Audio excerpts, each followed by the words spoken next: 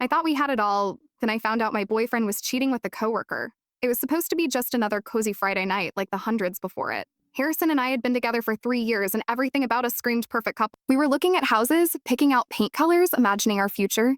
We had even chosen names for our kids. No joke. Life was supposed to be moving in the right direction. Friday nights were sacred to us. Our little tradition, movie nights, fancy popcorn, and simply being together after a long week. But last Friday, my world came crashing down in the most unexpected way. We were 45 minutes into some boring documentary he picked out, something about cryptocurrency, and honestly, who cares? I glanced over at Harrison, and he was completely passed out on the couch, exhausted from the work he'd been doing all week. I thought about waking him up and suggesting we head to bed, but his phone suddenly lit up on the coffee table. It buzzed again, and again. I couldn't help it. His phone was unlocked. At first, I told myself not to be nosy. But then I saw the message. Miss your touch already. And then another. Last night was amazing. Can't wait to see you again tomorrow. I froze. 3 years. 3 years of trust, promises, and plans for a future. And now my entire world felt like it was crumbling. I wanted to scream. I wanted to throw his phone across the room, but instead, I did something I never thought I would do. I picked it up. I scrolled through the conversation. The truth was ugly. These weren't just innocent messages. They were detailed plans for hotel meetups, explicit pictures, and worse, the way Harrison talked about me, how he was managing the situation with me while stringing this woman along. He'd been cheating for months. The audacity, the betrayal. My hands shook as I scrolled through the evidence. I wanted to confront him right then, to wake him up and demand answers. But something cold and calculating took over. I knew that confronting him immediately wouldn't work. I had to be smarter. I gently placed his phone back, pulled a blanket over him, and walked to the bathroom to process the rage bubbling inside me. I was numb. This wasn't just a fling. This was a betrayal of everything we'd built together. Edit. For those asking, yes, I know I invaded his privacy. But at that moment, I didn't care. My gut told me I needed the truth, and it didn't matter how I got it. The next morning, Harrison kissed me on the forehead like nothing had happened. He made breakfast and chatted about our new house.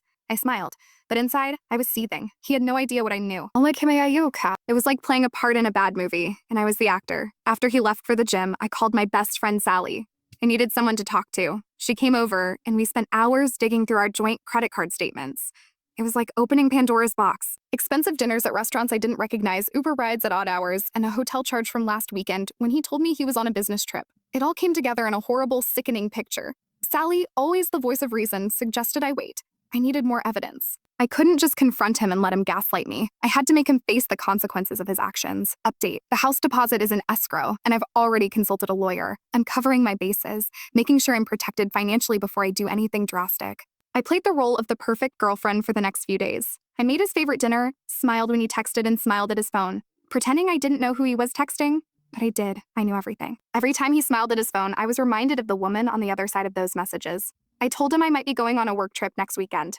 He got excited, way too excited. Something inside me knew that he was thinking he'd have the house to himself. And that's when I knew this was my moment. I pretended to leave for my work trip, but actually stayed at Sally's apartment across town. I set up cameras around the house and waited. The doorbell camera lit up around 7 p.m. on Friday. There she was. Dina, the woman Harrison had been seeing behind my back. She was gorgeous, wearing a tight dress I could never afford, carrying wine. Harrison greeted her at the door with a kiss. They didn't even make it inside before they started groping each other. I nearly lost it right then, but I stayed calm. This was the moment I had been preparing for.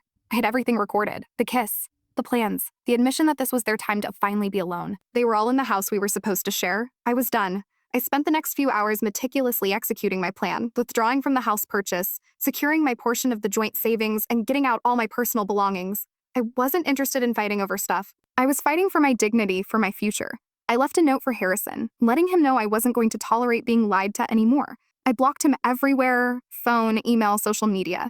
The last thing I did before leaving was send the recordings to his parents. They needed to know who their son really was. A final update: the next few days were a blur. Harrison's emails and messages poured in, each one more desperate than the last. He sent 51 messages from friends' phones, begging me to come back, accusing me of ruining his life. But I wasn't done. I sent the recordings to his boss, his promotion. He got it because of his affair. And now he was about to lose everything. By the time Harrison realized what had happened, it was too late. He was exposed. His affair was public knowledge, and he had no one left to turn to. The final confrontation came weeks later, in a coffee shop I knew he would never go to. When I saw him looking broken and defeated, I knew there was no going back. He tried to explain himself, but the damage was already done. I told him I forgave him, not for him, but for me. But that didn't mean I was going back. I was done.